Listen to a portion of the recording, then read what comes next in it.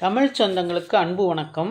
நம் இந்தியாவில் இருக்கக்கூடிய ஒரு பறவையானது மழை வரும்போது அதன் வருகையை நமக்கு முன்கூட்டியே உணர்த்துவதால் அந்த பறவையை பருவமழைக்கான அறிவிப்பாளராக நாம் கருதுகிறோம்.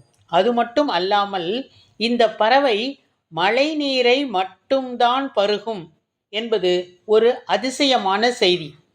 இந்த மழைநீரை மட்டுமே குடித்து உயிர் வாழக்கூடிய பறவை என குறிப்பிடப்படுவது ஜாக்கோபின் குக்கு என்று அழைக்கப்படுகிறது. சுடலை குயில் அல்லது கொண்டை குயில் என்றும் இதற்கு வேறு பெயர்கள் உண்டு. இதுவே நமது இலக்கியங்களிலும் புராணங்களிலும் சாதகப் பறவை என்ற பெயரில் அழைக்கப்படுகிறது. இது கருப்பு மற்றும் வெள்ளை நிற புள்ளிகளுடன் தலையில் ஒரு சிறிய கொண்டையோடு இருக்கும். இந்த வசீகர பறவையை பற்றி கவிஞர் வாணிதாசன் மேகதூதம் என்ற காவியத்தில் சாதகப் பறவையை ஒரு ஆழ்ந்த ஏக்கத்தின் குறியீடாக பயன்படுத்தியுள்ளார். இந்த கொண்டை குயில்தான் சக்கரவாகப் பறவை எனவும் அழைக்கப்படுவதாக வேர்ல்ட் ஆஃப் பேர்ட்ஸ் என்னும் இணையதளம் குறிப்பிடுகிறது. இந்த சக்கரவாகப் பறவை போலவே ஒரு அதிசயமான மனிதர் தெலுங்கானாவில் 32 வருடங்களாக மழை நீரை தவிர வேறு எந்த நீரையும் பருகாமல் உயிர் வாழ்ந்து வருகிறார் என்பது ஒரு ஆச்சரியமான செய்தி. மேலும் அதுதான் அவரது ஆரோக்கியத்தின் ரகசியம் என்றும் அவர் கூறுகிறார். அந்த சக்கரவாக பறவையினை பற்றியும் அதிசய மனிதரை பற்றியும் சில ஆச்சரியமான செய்திகளை அறிந்து கொள்ள அன்புடன் உங்களை அழைக்கிறது மௌனத்தின் சப்தங்கள்.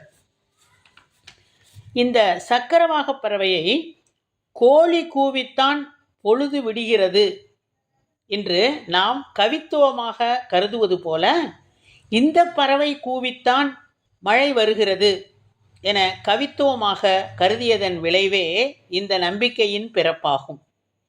இதன் குரல் சோக கீதம் போல் மெல்லியதான ஏக்கத்துடன் இருப்பதால் காதலர்கள் பிரிவின் ஏக்கத்தில் தவிப்பதற்கு இதனை கவிஞர்கள் ஓமானமாக கூறுகின்றார்கள்.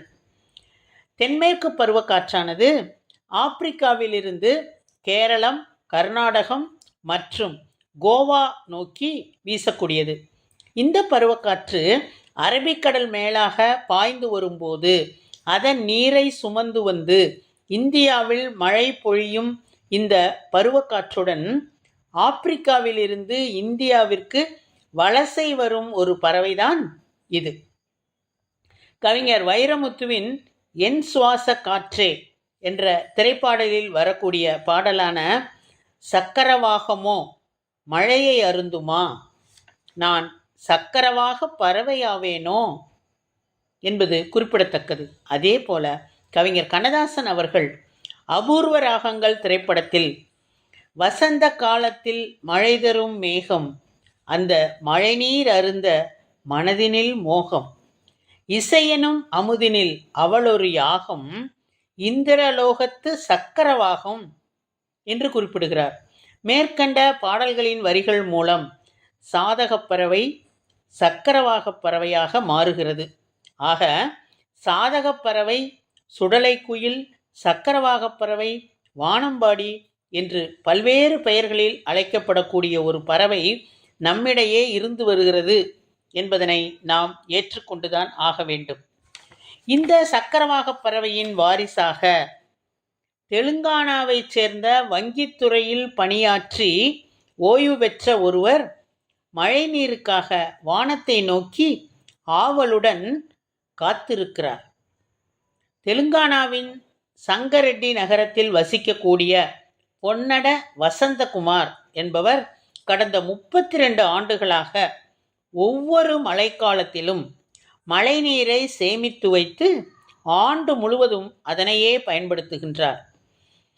குமார் தனது வீட்டின் பால்கனியில் வரிசையாக 6 ட்ரம்களை வைத்து மழைநீரை சேமிக்கிறார். ஒரு குழாய் மூலம் மழைநீரை சேகரித்து அவர் தனது வீட்டில் மழைநீர் சேமிப்புக்கான ஒரு அமைப்பை நிறுவியுள்ளார். ஒவ்வொரு ட்ரம்மிலும் அவர் படிகாரத்தை சேர்க்கிறார். அதன் விளைவாக தூசி துகள்கள் ஆகியவை கீழே இறங்கி விடுகின்றன. பின்னர் 2 நாட்களுக்கு பிறகு அந்த தண்ணீரை அவர் பயன்படுத்துகிறார். தண்ணீரை வடிகட்டிய பிறகு அதனை ஒரு செப்பு பாத்திரத்தில் சேமித்து வைத்து குடிநீராக பயன்படுத்துகிறார். இது பற்றி கூறுகையில் குமார், கடந்த 32 ஆண்டுகளாக நான் கடைபிடித்து வரும் பழக்கம் இது. இதுவரை ஒரு முறை கூட நான் நோய்வாய்ப்பட்டதே இல்லை என்றும் எந்த மருந்தையும் நான் பயன்படுத்தியதே கிடையாது, அதற்கான அவசியமும் எனக்கு இல்லை என்றும் கூறுகிறார்.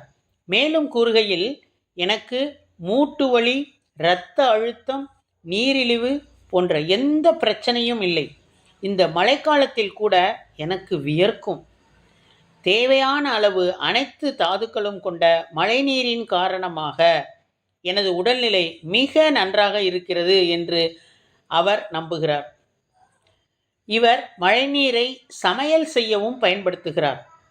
ஒரு உள்ளூர் வங்கியில் இருந்து ஓய்வு பெற்று 6 ஆண்டுகள் பிறகும் குமார் உடல் ஆரோக்கியத்துடன் தனது அன்றாட வேலைகளை தானே செய்து கொள்கிறார் என்பது குறிப்பிடத்தக்கது. மழைநீர் நமக்கு இயற்கை வழங்கும் ஒரு அற்புதமான பரிசு ஆகும். ஆனால் துரதிர்ஷ்டவசமாக நாம் அதனை பயன்படுத்துவது இல்லை, உபயோகிப்பது என்பது மிகவும் அரிதானது. மழைநீரின் நன்மைகளை என்னால் வார்த்தைகளால் விவரிக்க முடியாது என்கிறார் இந்த சாதகப் பறவை குமார். ஹைதராபாத்திலிருந்து சங்கரெட்டிக்கு இவர் குடியேறிய போது அங்குதான் மழைநீரின் சிறப்புகளை இவர் உணர்ந்தாராம். காண்டிப்பேட்டையில் இருந்து வரும் நீரினை உபயோகிப்பதால் உங்கள் உடல் மினுமினுப்புடன் தலைமுடியும் ஆரோக்கியமாக இருப்பதாக இவரிடம் அனைவரும் கூறுகிறார்கள் என்று சொல்கிறார். அதற்கு பிறகுதான் காண்டிப்பேட்டையிலிருந்து வரும் தண்ணீரின் சிறப்பு என்னவென்று தான் யோசித்ததாகவும் கூறுகிறார். பின்னர்தான் அந்த நீர்த்தேக்கம் மழை நீரை ஆதாரமாக கொண்ட நீரை பெற்றிருக்கிறது என்று இவர் உணர்ந்து கொண்டார். ஒவ்வொரு ஆண்டும் சங்கரெட்டியில் அதிக அளவு மழை பெய்வதால் இவருக்கு குடிநீர் பற்றாக்குறையும் இதுவரை வந்ததே இல்லை என்பதுதான் சிறப்பு செய்தி. வள்ளுவர் வான் சிறப்பு என்னும் ஒரு அதிகாரத்தையே திருக்குறளில் ஒதுக்கியிருப்பதைப் போலவும், துப்பார்க்கு துப்பாய துப்பாக்கி, துப்பார்க்கு துப்பாய தூவும் மழை என்று சொல்வது போல மழைநீரின் அதிசயத்தையும் அதனுடைய மருத்துவ குணங்களையும் நன்றாக அணிந்திருக்கக்கூடிய இந்த குமார் என்னும் வசந்தகுமார் சாதக பறவையினை பின்பற்றி நீண்ட நாள் எந்தவித நோய் நொடியும் இல்லாமல் வாழ்ந்து வருகிறார் என்னும் செய்தி உண்மையிலேயே நம்மையெல்லாம் ஆச்சரியப்பட வைக்கிறது என்பதனை கூறி உம்மிடமிருந்து விடைபெறுவது உங்களுடைய அன்பு தோழி கீதா.